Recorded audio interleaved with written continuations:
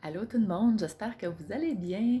Je voulais vous faire une petite vidéo parce que je suis en train de nettoyer mes têtes de violon. Je voulais juste revenir, il y a des gens qui m'ont mis des commentaires par rapport à l'ail des bois. Comme quoi, bon, on n'a pas le droit de cueillir tout ça. C'est vrai, il y a un certain respect au niveau des bulbes. Je le connais même pas parce que je cueille pas le bulbe, je me souviens pas par cœur.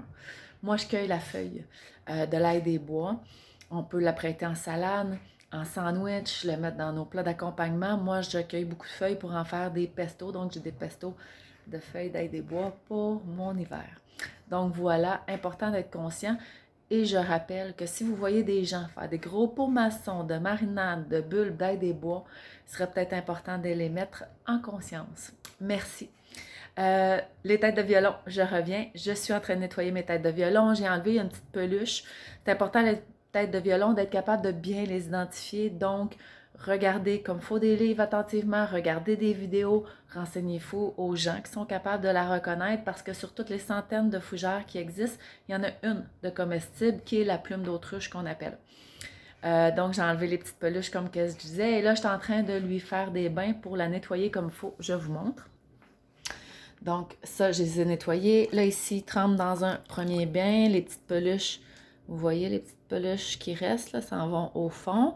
Là, ici, je viens donner un deuxième bain parce que, bon, il en reste toujours un petit peu de peluche.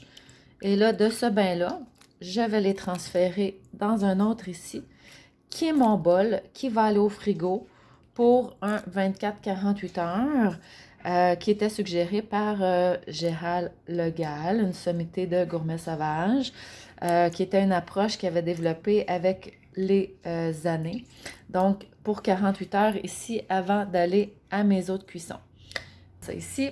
Donc, voilà, je vous montre le livre de Gérald. C'est leur premier livre. C'est celui-ci aussi que j'ai pris l'information. Donc, je crois qu'il est encore disponible, ce livre qui est Aventures sauvages de la cueillette à l'assiette. Ils ont aussi le livre Forêt, le livre Cueillir en forêt, que je me suis procuré dernièrement, donc que je n'ai pas encore feuilleté complètement, mais qui va venir avec les années qui vont suivre, parce qu'on ne peut pas, non, tout apprendre en une année. C'est un monde. Gérald il a appris ça dans toute sa vie et comme il mentionne, il en apprend encore. Donc, si vous allez sur les sites officiels santé pour pas le nommer, je pense que c'est 2 eaux de cuisson de 15 minutes. Ça devient comme de la boîte, cette petite tête de violon-là. C'est vraiment pas bon. Par contre, parce que la tête de violon, elle est toxique, donc c'est important de faire les 2 eaux de cuisson recommandées. Vous allez voir, la première eau vient vraiment, vraiment brune. Gérald, lui, dans son livre, il suggérait bon, de faire, quand je vais les sortir du frigo, je les remets dans l'eau fraîche et quand j'attends l'ébullition, c'est là qu'on fait un 3 minutes d'ébullition. On jette l'eau, on remet de l'eau fraîche et on refait nos 3 minutes d'ébullition.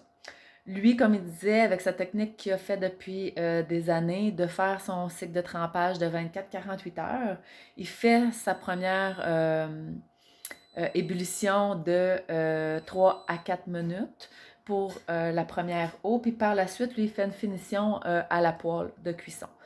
Je ne l'ai pas essayé encore. Je devrais peut-être, là, maintenant que mon corps s'est adapté à la tête de violon. J'ai toujours fait mes 2 eaux de cuisson.